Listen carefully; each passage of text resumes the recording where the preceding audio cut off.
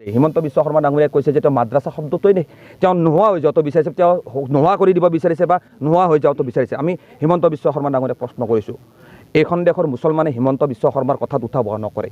মুছলমান ছাত্ৰ ছাত্ৰীয়ে মাদ্ৰাছাত যাব, স্কুলত যাব, বিদ্যালয়ত যাব, ইঞ্জিনিয়াৰ হ'ব, ডক্টৰ হ'ব, হাফিজ হ'ব, জোনাব হ'ব।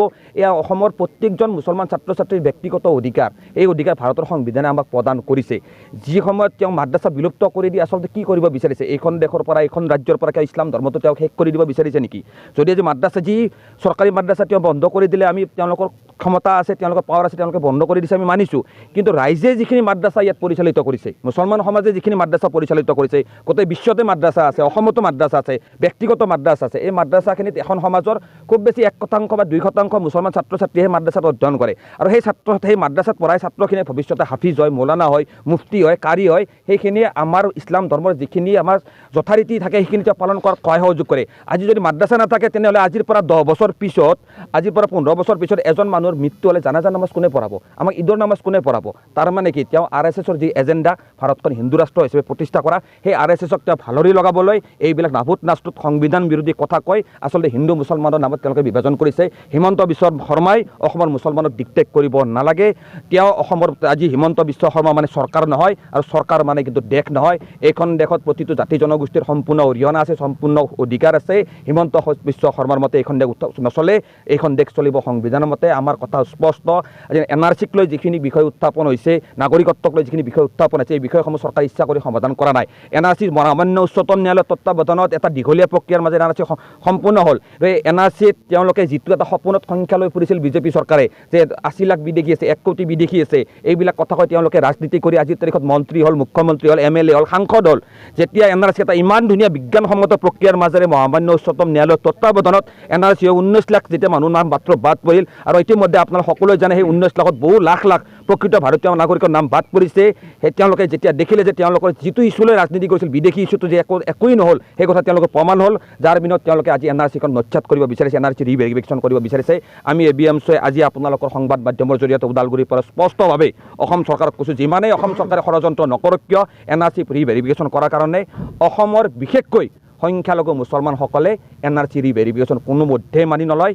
অসমৰ সংখ্যালঘু মুছলমানে NRCত শেষ পৰ্যায়লৈকে গৈ সকলো কাগজ পত্ৰ দেখুৱাই নিজৰে দেশৰ নাগৰিকত নিজকে নাগৰিকত্ব প্ৰমাণ কৰাৰ সকলো চেষ্টা ইতিমধ্যে কৰিছে, চেষ্টাত সফল হৈছে। নতুনকৈ অসমৰ মুছলমানে নিজৰ নাগৰিকত্বৰ প্ৰমাণ পত্ৰ, কাগজ পাতি আৰু কোনো পদ্ধতি নেদেখুৱাই NRC ৰিভেৰিফিকেশ্যনৰ বিৰুদ্ধে আইনী যুঁজ চলিব, তাৰ বিৰুদ্ধে ৰাজপথত গণতান্ত্ৰিক যুঁজ চলাব অসমৰ সংখ্যালঘু মুছলমান ৰাইজে। এয়া কথা আমাৰ ABMCৰ স্পষ্ট কথা। প্ৰম্পট এণ্ড ট্ৰান্সপাৰেণ্ট এটা যাতে ইনভেষ্টিগেশ্যন হয়, লগে লগে আমি ক'ব খুজিছোঁ একেটা সময়তে সেই থানাত জ্বলাই দিয়া কাৰ্যটো ধিক্কাৰ, গৰিহণা, আৰু গৰিহণাতকৈ ওপৰৰ কি শব্দ আছে সেইটো দি আমি ভাষাৰে গৰিহণা দিছোঁ।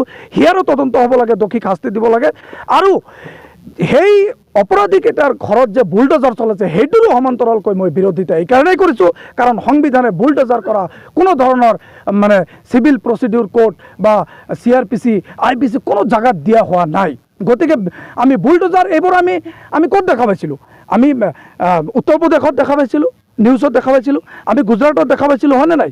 অসমত বুলডোজাৰ চলাটোতো আমি দেখা পোৱা নাছিল, মানুহৰ ঘৰ ভাঙি দিয়াটো। এই ক্ষেত্ৰত আমাৰ মতবিৰোধ আছে।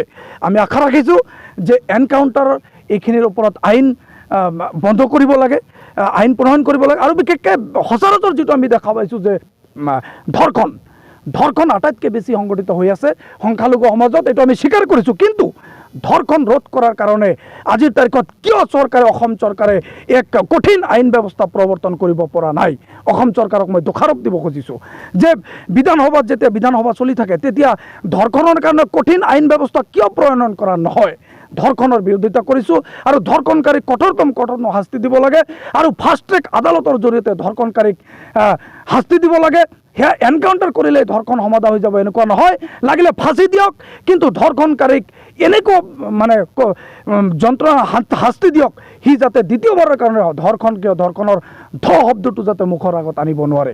গতিকে সদশেষত অসমৰ মুখ্যমন্ত্ৰী ডাঙৰীয়াক আহ্বান জনাইছোঁ যে অসমৰ শান্তি শৃংখলা, অসমৰ সাম্প্ৰতিক পৰিৱেশ গোটেইখিনি যাতে অচিৰেই যাতে অসমত এখন শান্তি সম্প্ৰীতিৰ মিলা প্ৰীতিৰ যাতে বান্ধন যাতে অধিক দৃঢ় হয়। আমি সকলোৱে ভাই ভাই হিন্দু মুছলমান বৌদ্ধ খ্ৰীষ্টানজন সকলোৱে আমি একত্ৰিত হৈ আছোঁ আৰু একত্ৰিত হৈ থাকিম, কাৰণ এইটো শংকৰ ৰাজনৰ নিদৰ্শন। এই নিদৰ্শন যাতে আমি কেতিয়াও বিলুপ্তকৰণ নকৰোঁ।